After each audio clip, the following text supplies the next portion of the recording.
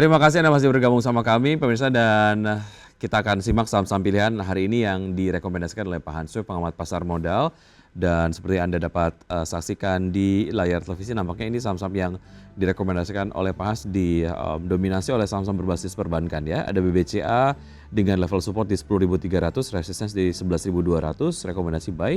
Bank Niaga di level support 1.860, level resistance di 2020, rekomendasi buy. Dan BBNI level support di 5.300, resistance di 5.850 dengan rekomendasi buy. Dan Cepin di level support di 4.700 dan resistance di 5.100 dengan rekomendasi buy. Kita akan bahas satu-satu Pak Hans, walaupun tadi Anda sempat menyampaikan saham-saham berbasis perbankan ini menarik untuk bisa masuk di tengah pelemahan market di atas 1% begitu ya. BBCA, kenapa BBCA Pak Hans? Ya, BBCA kalau secara teknikal memang kalau kita lihat udah melemah ya. Jadi dalam mungkin hampir 2 pekan ya, sepekan lebih lah pelemahan yang terjadi di BCA. Biasanya kalau market rebound, BCA pasti akan memimpin penguatan gitu. Jadi kami melihat potensi pembelian yang ada di BBCA ya. Jadi levelnya ada di 10.325 sampai 10.550 ya sebagai tempat kita melakukan akumulasi beli. Cut Hmm. loss di bawah 10.100, target kami 10.950 sampai 11.200 ya untuk BBCA. Oke, level terakhir ada di 10.500, artinya ini masih jauh dari level support yang Anda rekomendasikan ya. Tunggu dulu ada pelemahan gitu ya untuk BBCA ya. Eh, Belinya sih memang bisa dicicil ya Oke. 10.325 sampai 10.550 ya untuk BBCA ya. Jadi kalau ada pelemahan tentu kita bisa akumulasi beli ya untuk BBCA. Nanti Oke, mungkin kalau di bawah 10.000 ya baru kita mempertimbangkan untuk mungkin bisa masuk exit banyak. ya. Oke, baik.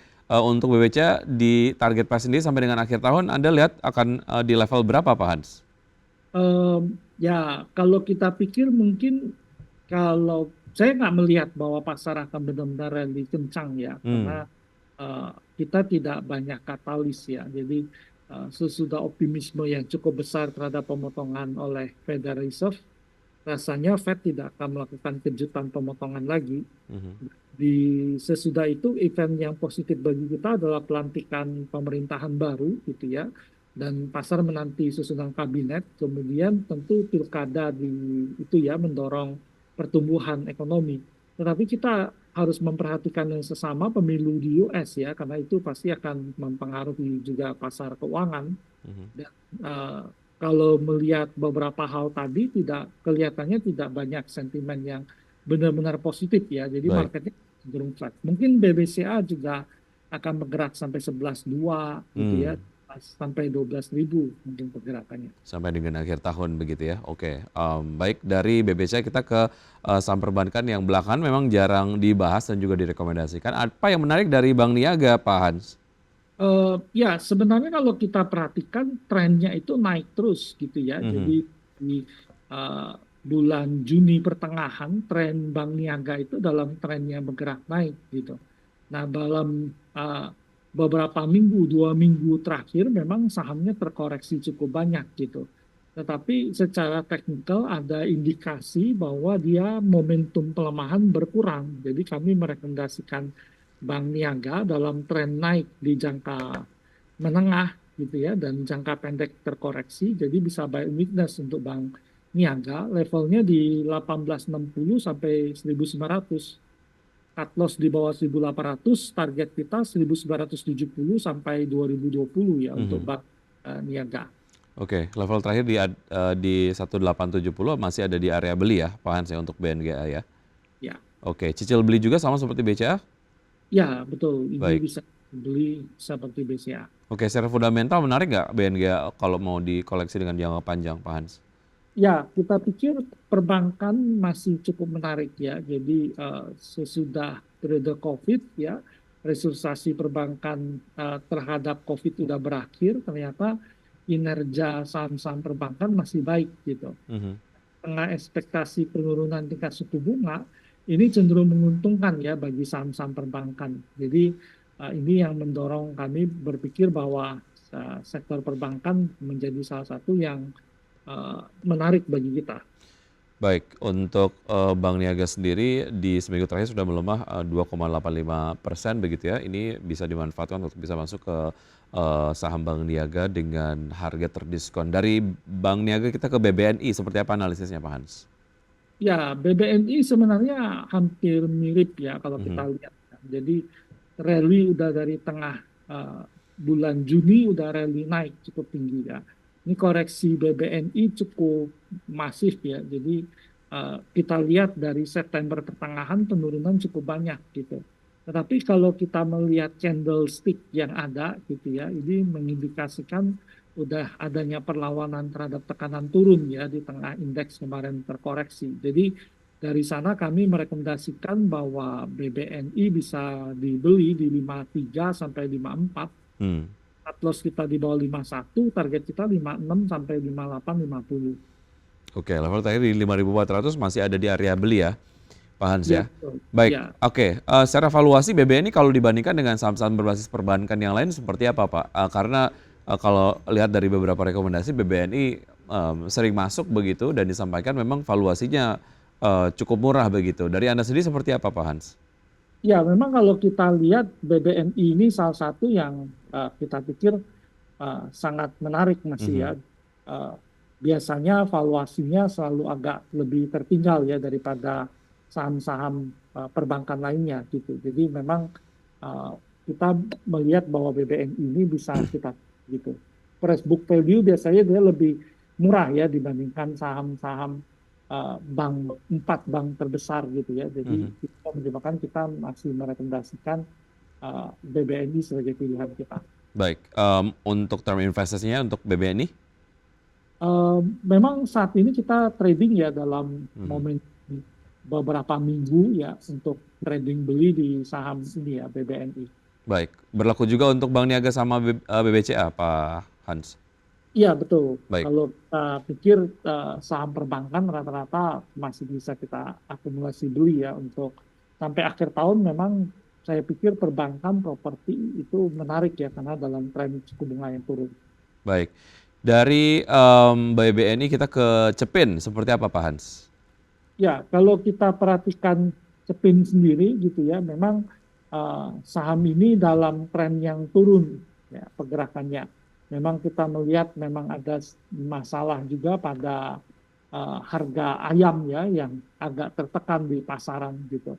Tetapi kalau kita lihat sepertinya kalau didekati ini di level support yang cukup kuat dan kelihatan agak seperti double bottom ya, biarpun spot sekarang lebih rendah sedikit gitu. Tetapi volume tekanan turun mengecil, kemudian beberapa candle terakhir mengindikasikan pasar agak sideways ya di saham Cepin ya.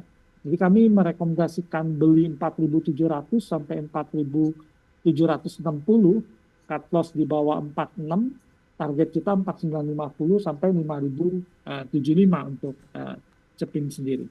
Baik, itu dari saham-saham pilihan yang sudah direkomendasikan oleh Pak Hans hari ini, diantaranya adalah Bank BCA, kemudian juga Bank Niaga, Bank BNI, dan juga Cepin begitu ya. Baik, kita masih ada analisis terkait dengan pembukaan perdagangan C1 untuk IHSG hari ini. Usai jeda berikut ini kita akan lanjutkan Pak Hans dan pemirsa tetap bersama kami akan segera kembali. Terima kasih Anda masih bergabung bersama kami. Pemirsa, kini kita akan simak data pembukaan dari IHSG di pagi hari ini di perdagangan sesi 1. Kami pass through datanya dari RTI untuk IDX sejauh ini dibuka menguat 0,1% di level 7.570,764.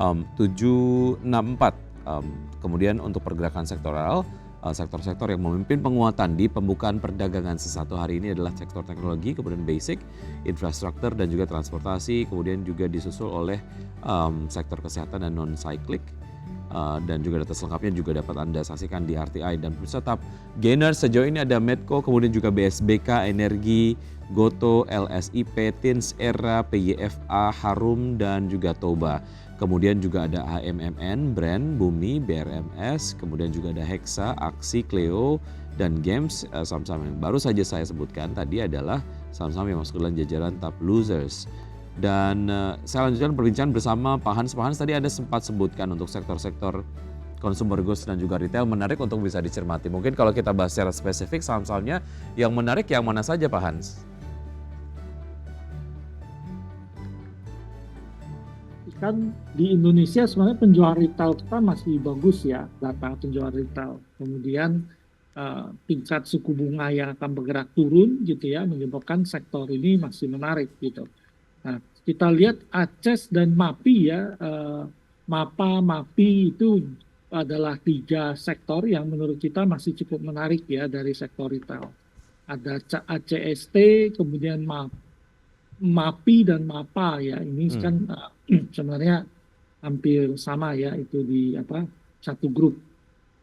Oke, yang menarik adalah terkait dengan Satwar sendiri, ada sentimen terkait dengan perubahan nama dan juga ada kekhawatiran mengenai nanti mungkin konsumen tidak akan terlalu familiar dengan nama baru dari S1R sendiri begitu ya. Tapi kemudian Anda melihat pergerakannya cukup menarik. Ini berkaitan dengan angka penjualan dari S1RK yang mumpuni, yang sangat baik sehingga masih direkomendasikan untuk S1R sendiri. Ya, memang kalau kita lihat S1R ini sebenarnya tren penjualannya eh, minimal 3 tahun terakhir ya. Hmm, Kalau kita lihat 2022, 2023 dan forecast 2024 kelihatan tren penjualan masih bergerak dalam tren yang naik ke atas gitu ya. Kemudian kalau dilihat price book value forecast itu 2,44. Kemudian PER itu mungkin pada setahun laba itu ya, itu mungkin sekitar 20-an gitu. Jadi hmm, Aces ini masih menarik ya di tengah ekspektasi bahwa memang bunga yang turun, pemerintahan baru, baik. harusnya sektor retail ini masih menarik. Singkat, IHSG di sesi satu tadi dibuka menguat, Pak Hans, bagaimana Anda memproyeksikan hingga perdagangan sesi 2 lah, di closing market nanti? Ya, kelihatan indeks menguat tipis gitu ya. Jadi kita pikir kemungkinan penguatan ini bisa bertahan gitu ya. Baik. Jadi memang tidak akan bergerak terlalu jauh. Mungkin dia akan coba kembali ke level 76 gitu ya. Dan support level di 7.500 ya. Karena kalau kita lihat kemarin low-nya 7.501 ya. Mhm. Ini bisa jadi support. Kemarin high-nya 7619 gitu. Jadi mungkin akan ada di range tipis ini ya, tapi kemungkinan indeks hari ini akan rebound biarpun melihat global yang belum naik terlalu banyak, tentu kita pikir indeks kita juga akan bergerak agak sideways pada perdagangan hari ini. Baik, menarik terkait dengan beberapa analisis yang Anda sudah sampaikan. Semoga ini dapat menjadi referensi untuk pelaku pasar dapat melakukan strategi investasinya hari ini, namun kemudian keputusan investasi kembali ke Anda, pemirsa.